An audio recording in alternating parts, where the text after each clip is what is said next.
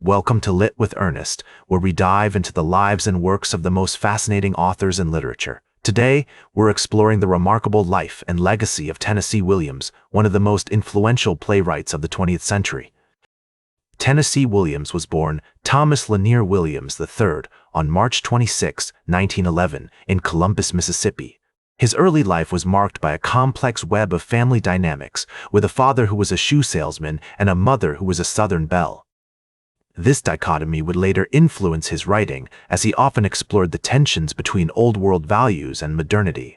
Williams's childhood was spent moving between Mississippi, Tennessee, and Missouri, eventually settling in St. Louis. It was during this time that he developed a passion for writing, encouraged by his mother, who recognized his talent and nurtured his creative spirit. He attended the University of Missouri, where he began to hone his craft, but it wasn't until he transferred to Washington University in St. Louis that he truly found his voice as a writer. One of the most pivotal moments in Williams's life came when he met Audrey Wood, a literary agent who would become his lifelong friend and confidant.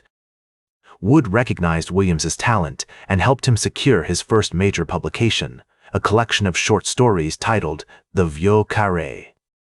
This marked the beginning of Williams's rise to fame, as he went on to write some of the most iconic plays of the 20th century, including A Streetcar Named Desire, Cat on a Hot Tin Roof, and The Glass Menagerie. Williams's major contributions to literature are undeniable. He revolutionized the American theater scene with his bold, poetic language and his unflinching exploration of the human condition. His plays often delved into themes of desire, loneliness, and the fragility of the human psyche, resonating deeply with audiences who were hungry for authentic, relatable storytelling. But Williams's work didn't exist in a vacuum. He was influenced by the literary movements of his time, including modernism and the Southern Renaissance. His writing built upon the foundations laid by authors like William Faulkner and Ernest Hemingway, while also challenging the existing literary frameworks with his innovative use of language and form. The historical and cultural context in which Williams wrote is also crucial to understanding his work. The 1940s and 1950s were a time of great social change in America, with the civil rights movement gaining momentum and the country grappling with issues of identity, morality, and social justice.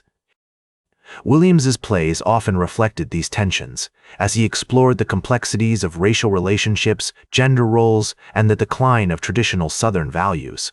Despite his immense success, Williams's legacy is not without controversy. Some critics have argued that his portrayal of marginalized communities, particularly African Americans and women, perpetuated negative stereotypes and reinforced existing power structures.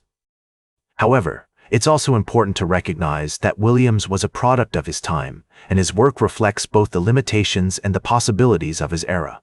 Today, Tennessee Williams's influence can be seen in the work of countless writers, from Edward Albee to August Wilson. His innovative storytelling, poetic language, and unflinching exploration of the human condition have inspired generations of authors, playwrights, and artists. By examining his life and work, we gain a deeper understanding of the complexities of human behavior, the power of storytelling, and the enduring legacy of one of America's most beloved writers. As we reflect on Tennessee Williams's significance to literature and humanity, let's remember that great writers are not just creators of fiction, but also chroniclers of the human experience. They help us make sense of our world, our relationships, and ourselves. And it's precisely this capacity for empathy, insight, and connection that makes Tennessee Williams's work continue to resonate with us today. Like this episode if it hit true. Share it if you respect honest talk about authors. Subscribe, because we'll do this again. This is Ernest, signing off.